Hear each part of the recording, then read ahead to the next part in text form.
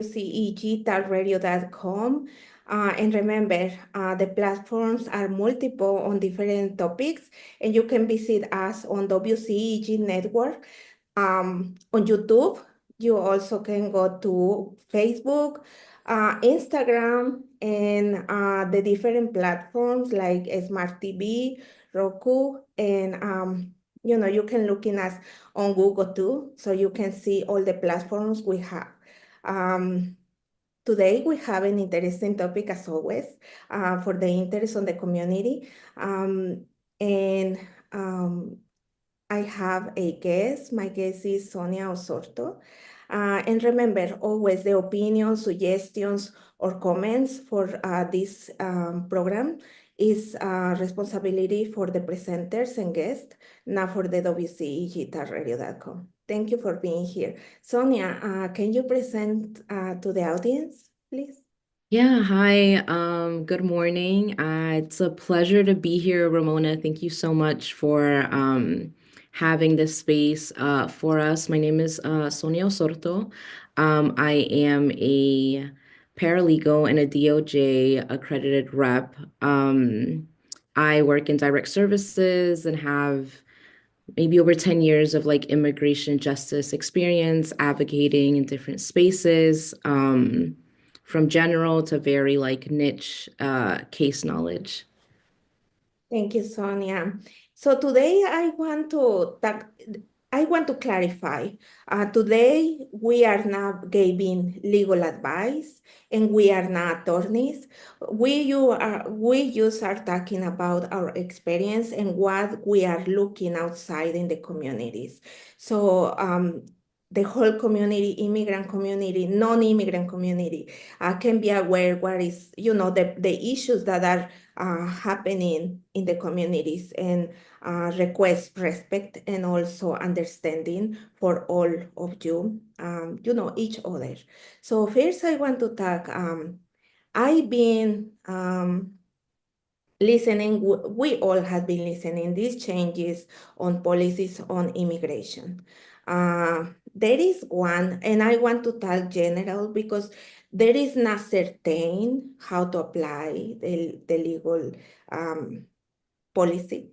But I have been receiving many questions for people who is asking if they have to register with immigration. Um, just in general, because it's nothing clear or for sure. What a person have to do on this situation? Yeah, so that's a lot of calls that we're getting right now. You know, a lot of community members are getting messages or the new alert came out that you have to register. Right now, we're saying contact an attorney. You know, if you have a case pending, if you have access to get a consultation, get advice from from a DOJ accredited rep or an attorney to let you know if you have to register, if you don't. I know for us right now, it's an ongoing issue. So there's not much, this is brand new. There's not a lot of experience, right, on how we're targeting registration. So the best thing I can tell you, I don't think I feel comfortable telling people register or don't register. I think you should get all the information needed. I know our website with the nonprofit that I work with, we're constantly putting information out on Facebook, Instagram, on our website. You can contact us, contact any other professional nonprofit in the area. Talk to someone specifically about your situation and your case. Because like I said, like every day news is evolving around the registration. So I would say talk to a professional, a legal professional. Yeah, yeah, because many, right now there is a lot misinformation and so many information that has been created to put fear into the persons. Yeah. One thing that I uh, I've been listening around is how all this information affects the community. And I know you have been out more than me, maybe. But what you have seen, what are the effects on the persons, individuals, but also for the whole families? Yeah, yeah, the effect is that effect is tremendous, and unfortunately, it has a bad effect on the community that I'm seeing right now. People are scared. They're living in fear because of all the misinformation. It's causing a lot of anxiety. Parents are scared about the children. I even have some people that are like, oh, we need to leave as quick as possible. But sometimes there's still like legal reliefs and legal avenues. There's still consultations they can get. So it's sad to see that people are deciding to either live in fear or to an extreme of leaving the country, not knowing that there is still pathways. There's still a chance to go through the legal process that we have, go through the immigration system that we have in place right now. Um, but a lot of people, I heard, I just met a lady 3 weeks ago where her husband received a message. So it wasn't a memo, it wasn't a policy, it was just a random message that came to his phone. And he wouldn't leave their apartment for 3 weeks. And it had such a big effect on the child that was living with them, the wife that was living with them, but the fear, right? The panic of I can't step outside this door. And how do we navigate that? So our communities, yeah, are very scared right now. So that's why I think it's important to have this conversation. That's why I'm happy, Ramona, that we're doing this to connect people, right? Like call us, call a trusted nonprofit, call an attorney, get information, and then spread that information, right? Get informed, tell your neighbor, tell your parents, tell your church leaders. Like this is how I think we kind of calm the fear in our community. We need to talk to each other. We need to get educated and pass along the information. Yeah, and I want to emphasize on that. I always my recommendation for everybody is I know there are so many issues we have as in our Hispanic community, Latin community that I don't need to go to these places. I don't need to know that. I don't need I don't have time. But more than ever, I think right now it's very important to connect with nonprofit organizations that work specifically for the community, not only for the Hispanic Latin community, but right now many organizations, I can say all the organizations, not only work for a specific nationality. Most of these nonprofits are able to work with diversity of communities. So is that is always my recommendation, and I think more than ever now, so you can get information about what is happening and what is good and what is bad. So that is there. I would like you to talk to us because I know both have been known and receiving not complaints, but what we can say complaints about the work that notaries, persons who say they are representatives for immigration, um, other persons that don't have any knowledge of what they are doing in our community, and what is the effect or when someone decide to get this kind of assistance. No, yeah. Unfortunately, there are people that are not good people taking advantage, right, of a very vulnerable population right now. And it's really sad. And I think notario fraud, or just fraud in general around immigration services has been around for a really long time. But we are seeing like a spike now, right? In this last month, it's everywhere. I have, community members knocking on my door, asking for help. And I think I came across this week alone, maybe 3 to 4 people that they were like, oh, Notario did this, or a paralegal did this, or some lady, my aunt's friend, um, did this for me. And it's really sad because they're charging people money. It's expensive, right? A lot of these families are working 2 to 3 jobs. They don't even have the money. They're like scrapping up the little bit that they have, and they're not doing good work, right? These are not professionals. They don't know the law. They don't know how to properly file things. So now the damage is lifelong, right? Like it's their whole lives. Like if you file a application the wrong way or submit the wrong evidence, or God forbid, like lie or fabricate a story, you just potentially just lost that one opportunity that family probably had to adjust status in the United States. And these families don't even know about it, right? Until they sit down with a lawyer or until it's too late. And how do people in this space now come in and have to kind of repair the damage that has been done? It makes the job so much more complicated, so much more harder for people who are trying to come out here and actually help our community members. So I think people have to stay informed. If you know a friend, if you know a family member, and you hear, oh, I'm going to go with this notary, or I have a friend say, no, no, no, wait, wait. Make sure this person, is legally allowed to give you legal advice, right? Do not receive legal advice from someone who's not an attorney or who's not a DOJ accredited representative. Because like I said, the consequences can be really bad. Something that I've heard a lot recently is like, oh, we just want a work permit application.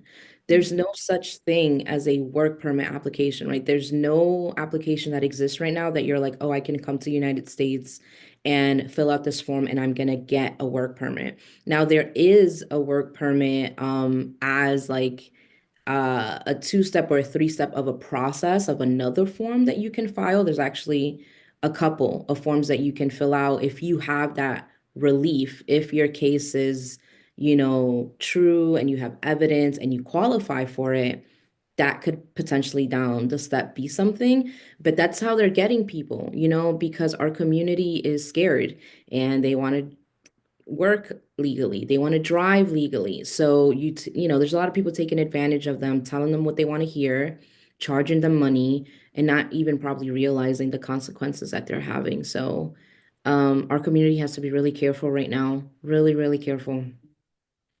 Yeah. And something that I want to add to this is every time, because when you come to this country, you don't know the system. You just listen and you say, oh my God, I have to do this, I have to do that. Um, Many things happen. And one thing that I have listening to is, well, looking personally in my job is, um, a notary or a person who fill out the application don't provide copies of what they file before immigration or USCIS. You have to have a copy for your application or any document a person submit from you to immigration. Have you listened that, Sonia? Yeah, yeah. I want people to get the right help, but if they're going to go use someone, please, please get copies. Please get copies of anything that you file, anything that you submit. Please make sure they give you a copy of what they're submitting for you because, like Ramona said, there's people who are charging money that think they're helping these families and they don't even have copies of what they submitted. Like, so how do we these forms are detailed, right? Like these forms have a lot of information on them. You're supposed to submit evidence. How do you know what you submitted, right? How do you build your case if you want to hire an attorney?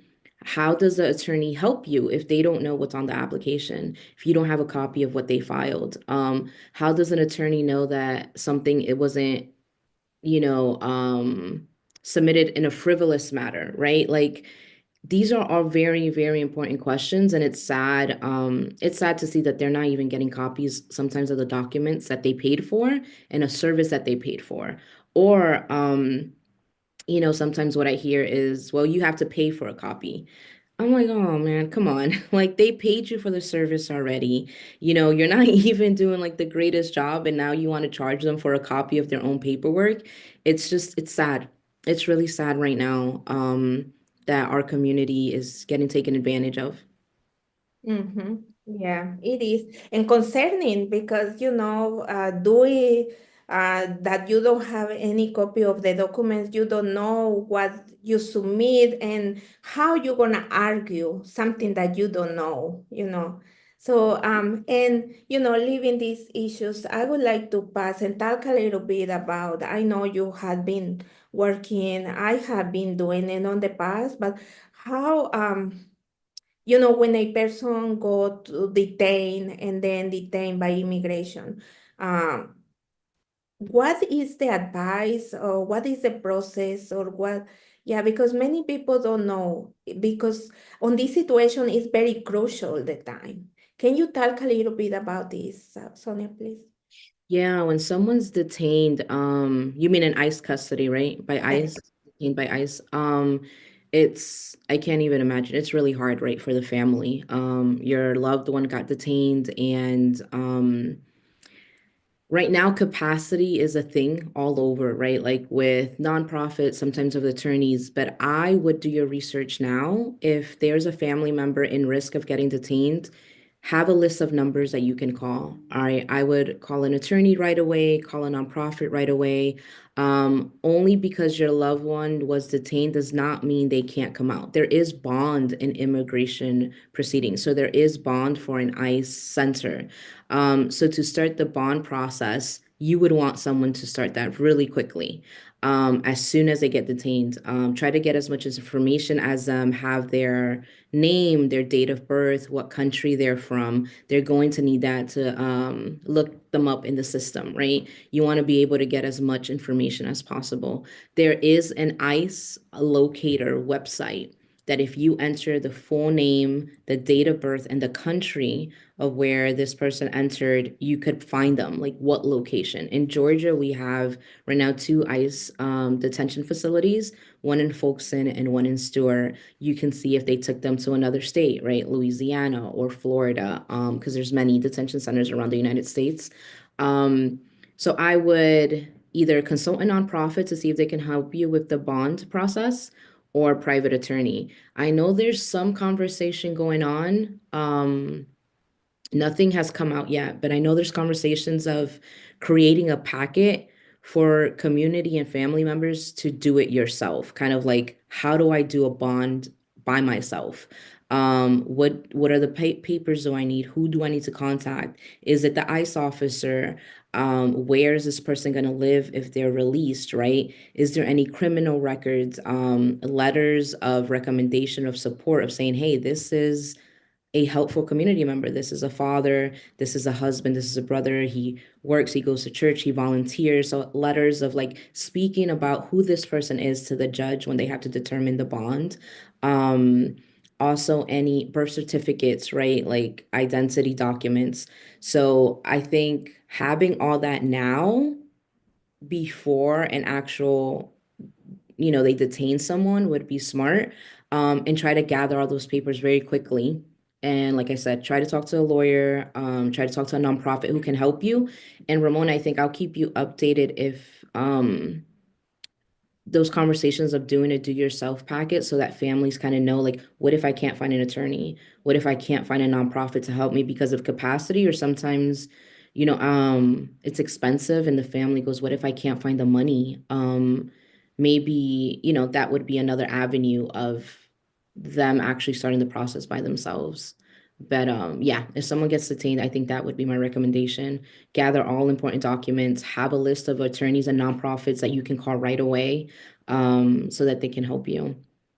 Yes, thank you, Sonia. Yeah, and I think it's very important because, like you say, right now, for my understanding, all all of the nonprofit organizations are full, and it's very valuable if I know coalitions or organizations together can put something like that together so the communities can do the best they can individually for the persons who may or hopefully never happen, but sometimes happen is life and is the environment we are living.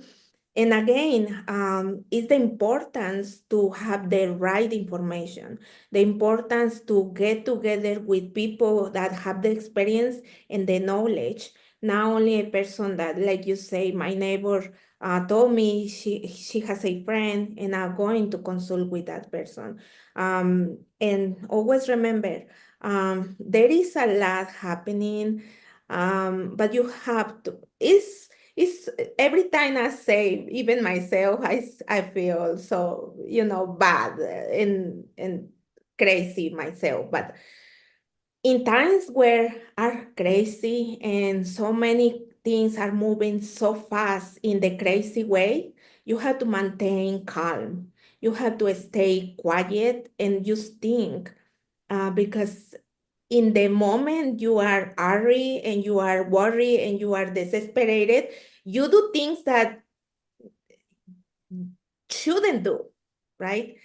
So yeah, it's something that you have to keep in mind. It's very hard and difficult times we are happening, but in general, Sonia, what is the advice for your experience and working on the community very actively, um, to the people outside, not only to the Latin or Hispanic community, because I know, and we work with diversity, Filipino, Chinese,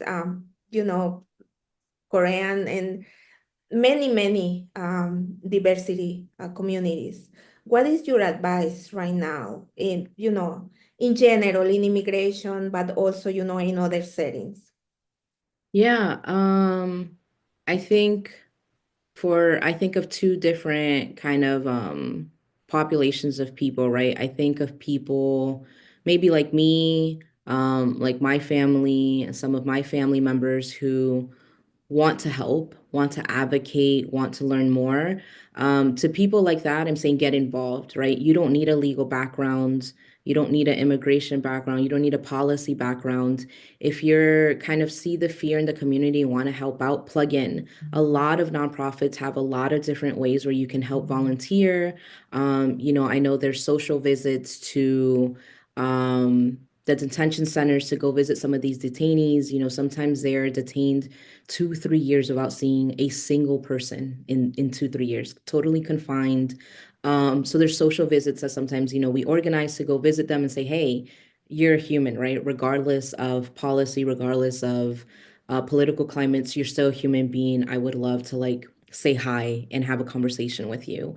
Plug in to pass out know your rights pamphlets and information, educating the community with the rights that we have living in this country, right?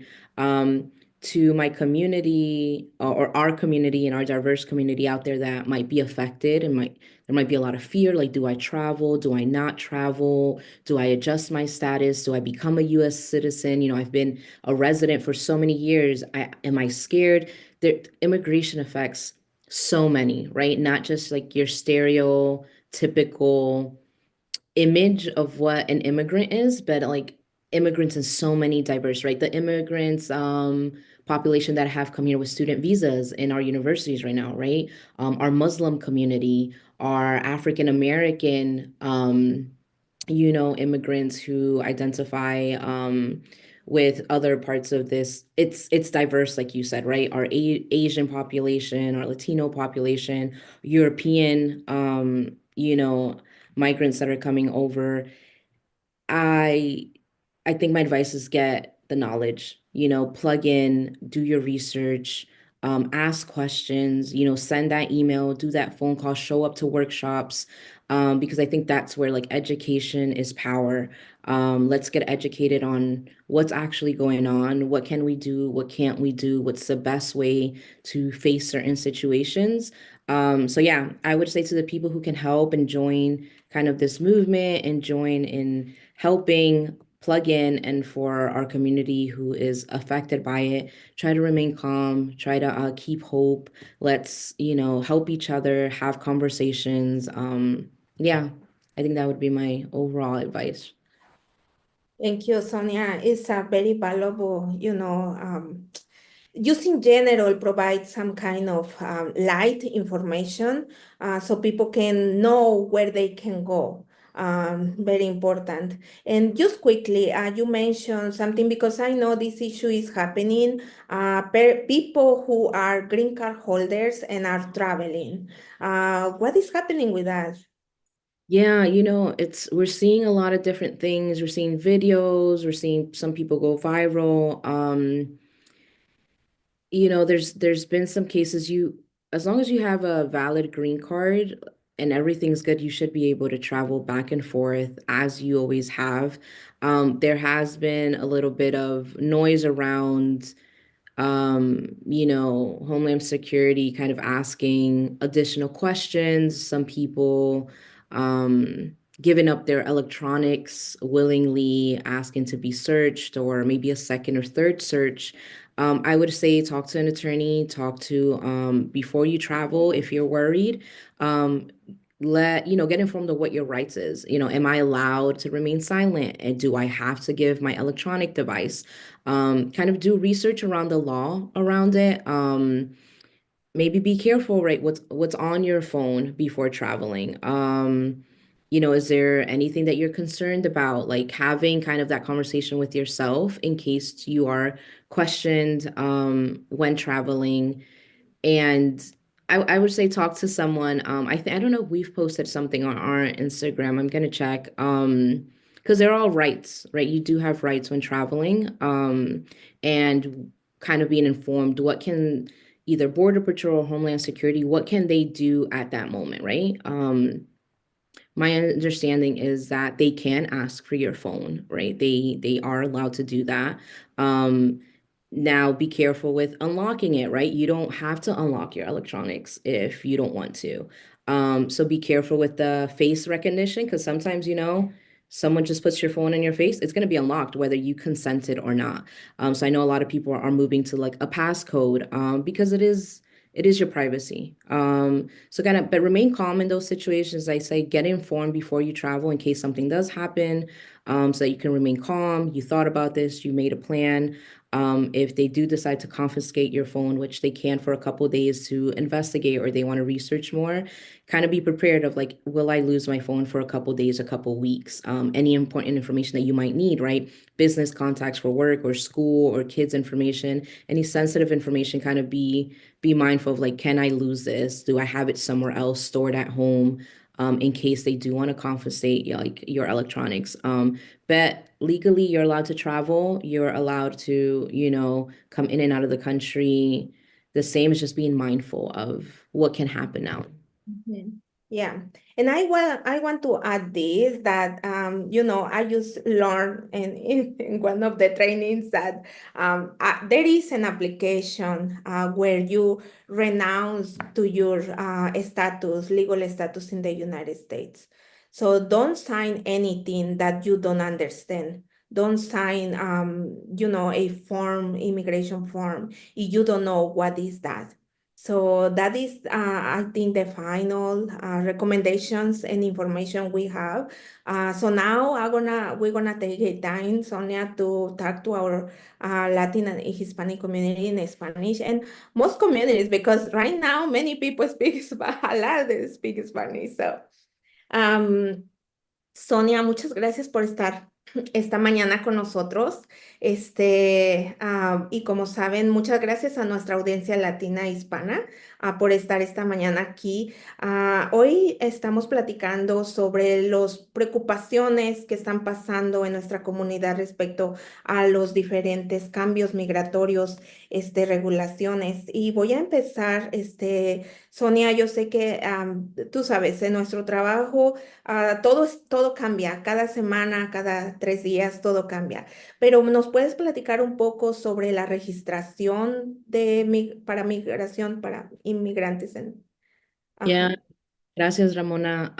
Gracias por tenerme aquí.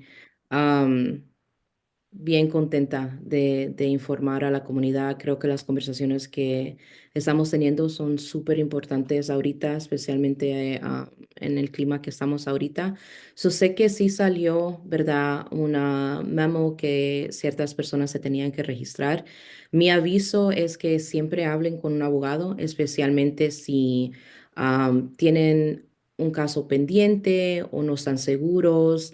Yo creo que ese es el tiempo de ir y tener una consulta con alguien, con un abogado o un representativo acreditado por el Departamento de Justicia para que le digan qué mejor avisarle, ¿verdad? Yo no me siento cómoda diciéndole a la gente regístrese o no se registren. Creo que esa es una decisión individual para cada persona y puede ser bien específico en su caso, en qué proceso está o las condiciones en la situación ahorita. Creo que tener la calma, ¿verdad? Sé que hay gente que a veces se asustan y dicen, no, pues tal vez me regreso. Y ya no, todavía puede haber alivio, ¿verdad? Es el miedo, lo entiendo, pero es calmarse y hablar con un profesional y a ver qué le asesoran, ¿verdad? Ujú. Sí, y nos, muchas cosas están pasando en nuestra comunidad, pero quiero que nos platiques ahora, hay muchas personas que son notarios, hay personas que se dicen ser representantes de migración y están tomando ventaja. ¿Me puedes platicar sobre esto y las consecuencias que puede tener? Ya, no, me da. Ay, no, me da hasta coraje. Es lástima lo que está pasando, ¿verdad? Que cuando hay miedo en nuestra comunidad, toman ventaja, ¿verdad? Y siempre ha habido fraude en notario. Siempre, creo que hay todo el mundo que conozco, sí, conocen un notario que hacen formas de inmigración o le dice, sí, te puedo ayudar con tu caso. Siempre ha existido, pero ahora, estas últimas, tal vez mes, he visto más y más y más, los números están aumentando y me da pena porque miro a la gente y le están cobrando dinero, ¿verdad? Y muchas personas están trabajando dos, tres trabajos y apenas le están haciendo los precios ahorita como están y le están pagando mucho dinero. So no solamente el dinero, pero también a veces las personas no saben qué están haciendo, no tienen experiencia legal, no son abogados, no están trabajando en el sistema, especialmente ahorita. Hay cosas que están cambiando a veces todos los días. Un forme cambia. Si metes el forme equivocado y no recibiste, si el gobierno no recibiste la notificación, no sabes que estás usando hasta la forma incorrecta. Si mandas la forma incorrecta, te van a rechazar ese paquete, ¿verdad? Ni te lo van a recibir. Un ejemplo de cuando estás metido trabajando en esta área, hay que estar pendiente de todas las noticias, pero da pena porque hay consecuencias, ¿verdad? O lo que he oído mucho también es, o si quieres, te metemos la aplicación para el permiso de trabajo. No hay aplicación de permiso de trabajo. Ayer tuve que tener esa conversación con alguien. Me dice, no, es que yo solo quiero meter la aplicación del permiso. Le digo, no, señor, no existe, ¿verdad? Solo la aplicación de permiso. El permiso de trabajo puede ser am, parte del proceso largo si uno tiene alivio, ¿verdad? Para meter ciertos casos de inmigración. Pero no es solo que cualquier persona puede venir y meter una aplicación. El que le diga eso le está mintiendo. Y las consecuencias de meter una aplicación equivocadamente, ¿verdad? Usted dice, pues no, me prometieron el permiso, voy a pagar el dinero sin saber las consecuencias que tiene 5, 10, 15 años de ahora que usted quiera tal vez arreglar papeles un día o las cosas se pongan bien difícil y Dios no quiera, lo detengan y digan, no, pero mira, metiste esa aplicación y pura mentira.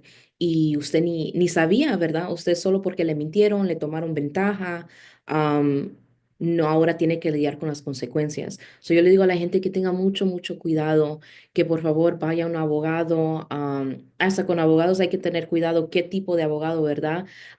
Llámelos, pregunten, amigos, familiares, hey, ¿qué abogado aconsejas? Nos puede llamar a nosotros. Nosotros tenemos, yo trabajo para una organización sin lucros, tenemos una lista bien extensiva de abogados que hemos trabajado con ellos, que confiamos, hacen buen trabajo, ¿verdad? No es que, ay, pero ¿quién me guía? Entre nosotros tenemos información. Llame a su compadre, a su amigo, a su familiar, diga, no, mira, yo oí esto aquí con Ramona, miro si te puedo conseguir una lista y nos informamos, aunque no nos afecte a nosotros, echémosles el ojo, ¿verdad?, a otros miembros de nuestra comunidad y no dejemos que lo estafen o peor. Pero también lo que hemos visto es, si Dios no quiera, estas personas usan a alguien que le den copia, ¿verdad?, de la aplicación, que le den copia de qué metieron, porque es otra cosa que hasta complica.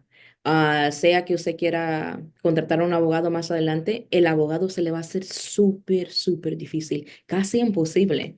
de representarle sin saber qué se llenó, ¿verdad? ¿Qué se llenó, qué se metió, qué tipo de caso, mintieron o no mintieron? Porque los abogados son responsables, ¿verdad? Cuando meten su nombre y se voy a representar fulano de tal, ellos se hacen responsables del argumento legal. So, ellos tienen que tener cuidado si van a mentir, si la historia es constante. Tienen que tener mucho, mucho cuidado ahorita con notarios, con amigos de amigos, que mi tía tiene una amiga que hace papeles. Tengan mucho, mucho cuidado. Sé que a veces por el miedo, la ansiedad, uno quiere oír algo bonito, decir, sí, pues sí me va a llegar el permiso, pero todas esas decisiones tienen consecuencias. Yo sí asociero que hablen con una representante acreditada por el Departamento de Justicia. Esa lista es pública, ustedes pueden verificar si sí son representantes y háganle preguntas. El trabajo que me estás haciendo es por medio de una organización. ¿Tienes un manager, alguien que te supervisa? Si quisiera hablar con alguien, no les dé pena. Si ustedes van a pagar por un servicio, tienen am, todo como el derecho de asesorarse bien y qué pasa, right? Sí, Sonia, muchas gracias por eso. Es muy, son temas muy extensos, todavía hay más preguntas, pero el consejo general que tú le das a las personas que están en una situación migratoria o que están buscando a consejo legal para ver si tienen algún remedio migratorio, ¿cuál es? No, el consejo siempre es si pueden con un abogado, ¿verdad? Cuando puedan un abogado. Hay varias organizaciones sin lucros. No sé si tu audiencia solo está en Atlanta, pero si están en Atlanta hay varios, hay en Georgia, hay en otros estados. Muchas de esas organizaciones no cobran o cobran bien, bien poquito. So, fuera mi primer paso es quién está dando consultas, ¿verdad? ¿Quién me puede dar aviso legal? Ya si a capacidad, pues es porque el trabajo se necesita tanto, llegamos a capacidad bien rápido. Fuera pedir recomendaciones de esos abogados, ¿verdad? Que es confiable, se pueden sentar y con una consulta por lo menos, a veces sí sé que se ponen un poco caritos, pero lo que he visto, no sé ahora, pero 150 $100, a veces 200. Hay muchos abogados también tratando de ayudar ahorita porque como está el clima, so han bajado el precio o dicen, solo esta semana vamos a dar asesoría gratis. Mantenerse informados para que alguien haga un análisis completo de su caso y alguien no lo engañe allá afuera, ¿verdad? Y por lo menos si no pudo contratar a un abogado, no le pueden echar mentira, usted ya tiene la consulta. Ujú. Sí, y quiero añadir a esto, antes pues, de continuar, busquen, arrímense a sus organizaciones sin fines de lucro, no importa si son civiles o legales, todas estas organizaciones tienen referencias. Si ellos no pueden ayudarlo, ellos le dan información sobre otras organizaciones que son especializadas en lo que usted anda buscando. Ahora más que nunca es recomendable solo por tener la correcta información y no caer en cosas de fraude, o estar más tranquilo por tener información, arrímense a todas estas organizaciones. Yo sé que toma tiempo, yo sé que muchas están lejos, no están al alcance, pero vale la pena estar informado. Bajar un poco el nivel de preocupación y de miedo que hay ahorita en nuestras comunidades. Y una pregunta más antes de terminar. ¿Recomiendas, Sonia, o has escuchado por abogados alrededor, es recomendable llevar copias originales, cargar como pasaporte, la green card, todo eso, originales o copias? Yo he oído, he oído las dos cosas, ¿verdad? Yo creo que una copia de papeles originales siempre se debe de cargar, ¿verdad? Eso no es de ni cuestionar, pero sí he escuchado ciertos abogados que el green card, la tarjeta, ¿verdad? De residente, que la carguen con ustedes, porque es tu prueba, ¿verdad? Si te detienen, si hay un retén, usted tiene estatus legal, es un residente permanente. Am, con el certificado de naturalización, si uno se hizo un ciudadano, yo creo que recomendaría mejor una copia legible, que se pueda leer, que esté clara.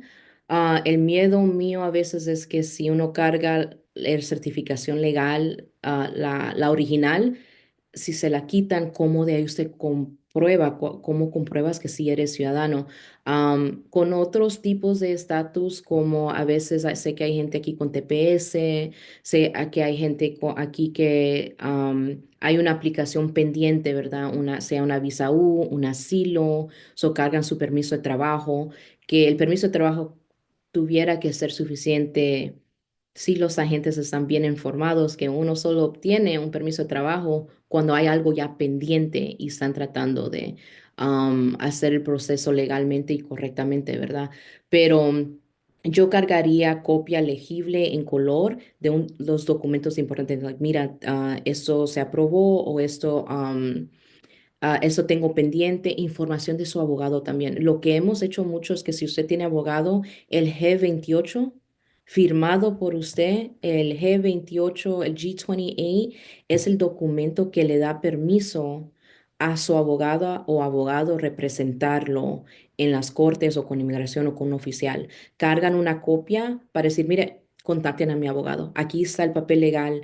This is my lawyer, ¿verdad? Esa es mi abogada. He visto eso nuevo, que hay gente cargando eso si tienen, o tener el número de quién llamar, ¿verdad? En una situación así, pero con originales creo que para mí depende qué tipo de documento estamos hablando, pero sí he visto que los green cards la deben de cargar con ustedes, la certificación o algo que compruebe que usted tiene algo pendiente con usted. Ujú. Muchas gracias, Sonia. Bueno, yo sé que hay muchas preguntas pendientes y quería tomar yo todavía un poco más de tiempo, pero el tiempo se va corriendo. Les agradezco mucho nuestra audiencia latina hispana y si ustedes quieren más información, por favor, Sonia, bueno, en el Facebook, en los comentarios va a estar el nombre de la organización donde ella trabaja. Pueden llamarnos para hacer una consulta. Si no podemos ayudarlos, vamos a ayudarles con más referencias, pero por seguro nosotros, a nuestra organización está dando mucha oportunidad para educarse en diferentes temas. Llamen, envuelvan en todo ustedes saben, eh, environment que ahora estamos viviendo, en el entorno nuevo que estamos viviendo. Thank you gracias, muchas gracias y nos vemos la siguiente, creo que es hasta septiembre que nos vamos a volver a ver, la temporada termina hoy. Pero Sonia, so I want you telling me the information, the same questions. You recommend originals or copies for the document? So with documents, sometimes, the question is, what do I carry? I think it's very specific sometimes to what type of document. Your resident green card, I would always carry on you at all times. That's like your proof of like, hey, I'm a legal permanent resident. Your naturalization certificate, if you naturalized, I would be a little bit more cautious with that. Maybe a clear, eligible color copy would be good because I kind of tend to think if what happens if you hand it over and you don't get it back? What's your proof that you're a US citizen, right?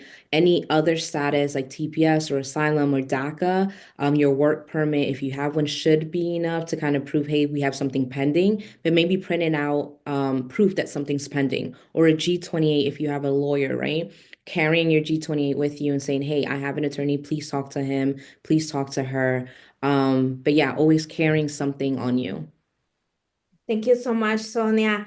I appreciate so much your presence today, the time you put on us on this program, because I think it's very important. At least, put out some little of information. And I hope the audience that is listening and looking us through Facebook, Instagram, can, get educated and get hopeful that is information. There are people helping on these issues outside on the communities. You just need to come and call and reach out and get involved. I know this is hard times, but everything depends on you if you do more harder for you.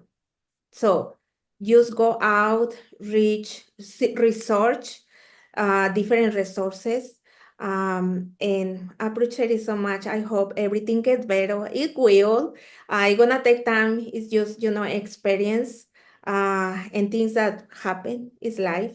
But maintain on calm, think, slow and intelligent, and make intelligent decisions. Sonia, I appreciate it so much. I hope you have a good day. Thank you, WCEG Network. And this is the last show for the season. I think we're gonna see us on September, I think. Well, you be pending. Thank you so much. Thank you. Thank you, Ramona. Bye.